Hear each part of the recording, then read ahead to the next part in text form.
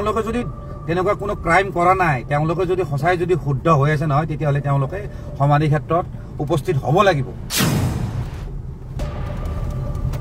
আৰু যদি তেওঁলোকে যদি সুবিধা পায়, ৰাইজে যদি প্ৰশ্ন কৰে, তেওঁলোকে উত্তৰ দিব লাগিব। আৰু যদি নিদিয়ে বা তাত যদি উপস্থিত নহয়, তেতিয়াহ'লে এটা কথা মানি ল'ম যে তেওঁলোকে ক'ৰবাত নহয় ক'ৰবাত ভুল কৰিছে, আৰু সেই ভুল লুকুৱাৰ কাৰণে বা ভয়ত তেওঁলোকে উপস্থিত নহয়। সেইটো কথা কিন্তু একদম চিয়'ৰ। হস্পিটেলত কিমান টাইমত গৈছে, এডমিট হৈছে, আৰু কিমান টাইমত ডিচাৰ্জ দিছে, তাৰে ভিডিঅ' ফুটেজ বিচাৰিব লাগে। যেন তেওঁলোকে যেন কিবা এটা যেন লুকাব বিচাৰিছে, যেন আমাৰ আই ৱাছ কৰিব খুজিছে। কথাটো হ'ল, আজি যিটো ৰেলী দেখা পাইছোঁ, একচুৱেলি ৰেলী বুলি ক'লে ভুল হ'ব, কাৰণ এইটো কোনো প্লেনিং কৰি পেলাই মানুহবিলাক অহা নাছিলে। মানুহবিলাকে স্বতঃস্ফূৰ্তভাৱে ওলাই আহিছে। এটাই কাৰণ, জুবিন দাক ভাল পায়, জুবিন দাৰ কাৰণে মৰি যাব। গোটেই মানুহবিলাকে গধূলিৰ পৰা পোহৰ কৰিছে এতিয়ালৈ, আৰু ব্ৰহ্মপুত্ৰ যিমান দীঘল হেন দীঘল মানে গাড়ীৰ লাইন, ইমান ডাঙৰ ৰেলী। মই আপোনালোকক ক'লো, আমিও আছো, আমিও মাজে মাজে গৈ আছো, কিন্তু আমি নাজানো যে আমাৰ পিছত কিমান হাজাৰ হাজাৰ গাড়ী আছে আৰু আগত কিমান হাজাৰ হাজাৰ গাড়ী আছে, কোনেও নাজানে। মানে এনেকুৱা ধৰণৰ এটা পৰিৱেশ প্ৰথম দেখা পাইছো।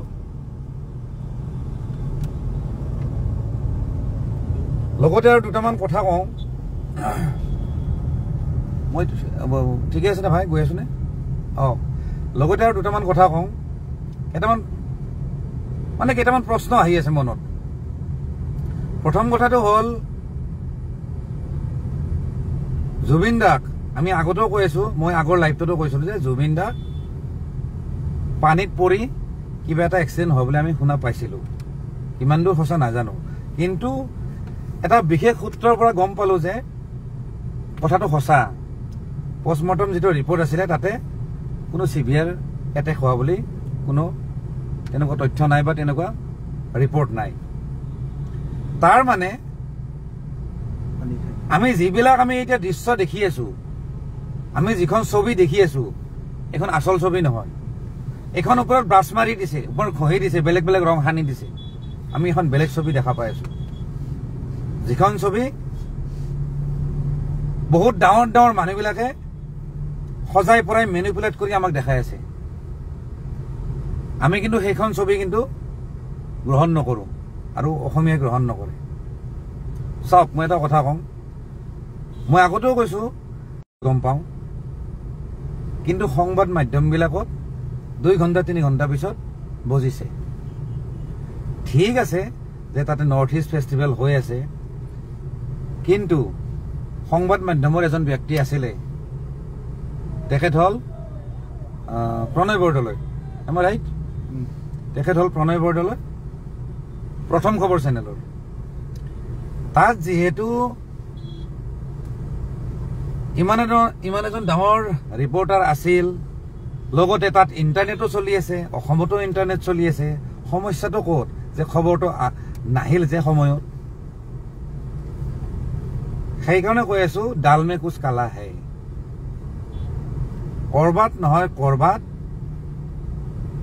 যিখন অৰ্গানাইজিং যিখন কমিটি আছিলে, আৰু লগতে যিখিনি মেনেজমেণ্টৰ মানুহ আছিলে, আৰু লগতে দাদাৰ লগত যোৱা যিখিনি কোম্পানী আছিলে, তেওঁলোকে যিখিনি সংগী আছিলে, তেওঁলোকে কৰবাত নহয় কৰবাত গাফিলতি কৰিছে। আৰু সেই বস্তুখিনি লুকুৱাৰ কাৰণে আমি বেলেগ বেলেগ কথা সময়ে সময়ে শুনা পাই আহি আছো। মই কথাখিনি হয়তো ক'ব জানিব পৰা নাই মই সজাই পৰাই, কিন্তু আপোনালোকে গম পাইছে মই কি ক'ব ওলাইছো। কৰবাত নহয় কৰবাত কিবা এটা খেলি মেলি আছে, নহলে ইমান কথাবিলাক খেলি মেলি নাথাকে। আজি চাওক, বহুতবিলাক বাইট পাইছো হেৰিৰ, এই শ্যাম কানু মহন্তৰ, লগতে শেখৰজ্যোতি গোস্বামী। বাইটবিলাক চালে আপোনালোকে চাব, কোনোবাটো বাইটত হাঁহিছে। ছচিয়েল মিডিয়াত চালে আপোনালোকে গম পাব, এটা বাইট দি থাকোঁতে হাঁহিছে। আজি গোটেই অসমীয়াই কান্দিছে, গোটেই অসমখনে কান্দিছে, কিন্তু তাহাঁতৰ হাঁহি উঠিছে।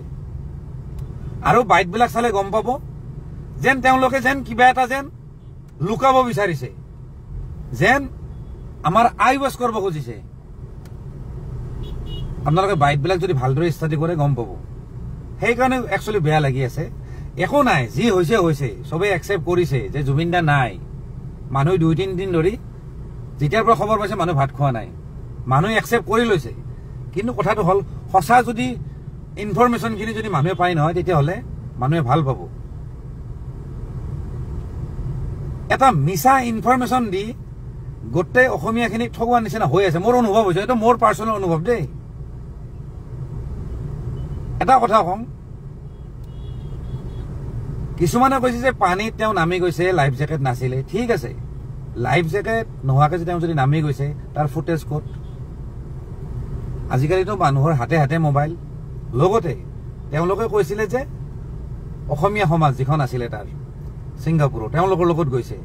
এটা কথা মই ক'লো, পৃথিৱীৰ য'ৰে কি মানুহ নহওক, বিদেশত য'তে কি নাথাকক, জুবিন গাৰ্গ বুলি চব মানুহ পাগল। সেইবিলাক মানুহ বিশেষকে তাতে গান শুনি শুনি পাগলা হৈ যায়। আমিতো মাজে মাজে দেখা পাওঁ, কেতিয়াবা ৰাজগড়ত দেখা পাওঁ, কেতিয়াবা খাৰঘুলিত দেখা পাওঁ, কেতিয়াবা কাহিলীপাৰাত দেখা পাওঁ। সেইবিলাক মানুহ দেখা নাপায়, গান শুনি থাকে, পাগলা হৈ যায়।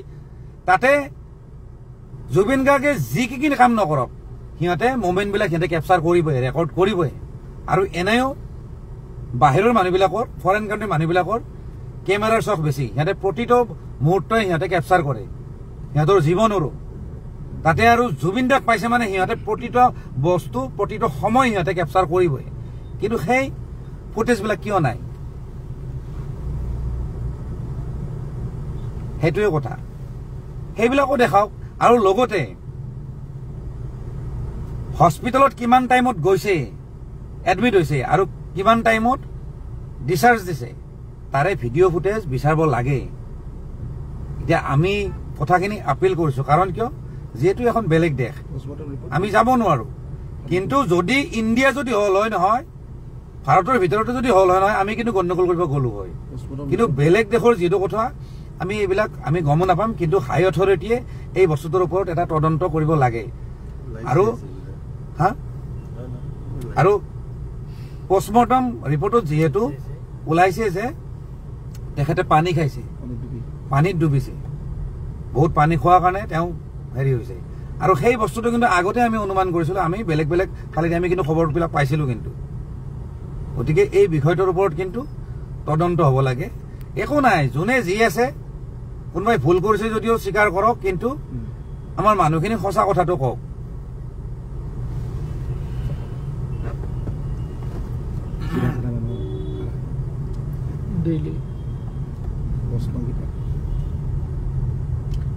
আৰু লগতে দুটামান কথা কওঁ। মই অলৰেডি এটা পোষ্ট লিখিছিলো।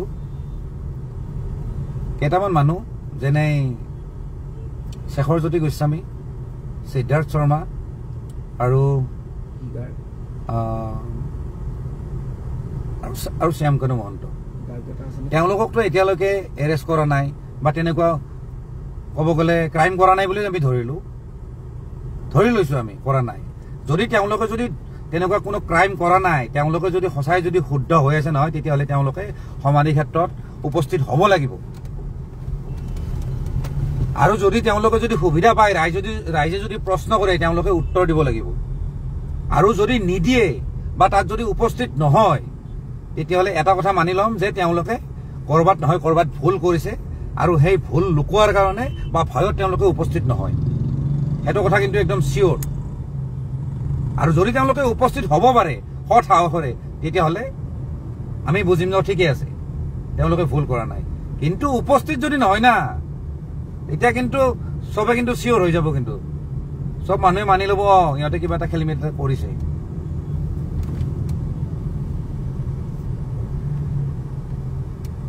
মই যোৱাকালিৰ পৰা তাত আছিলো, এয়াৰপৰ্টৰ তাত।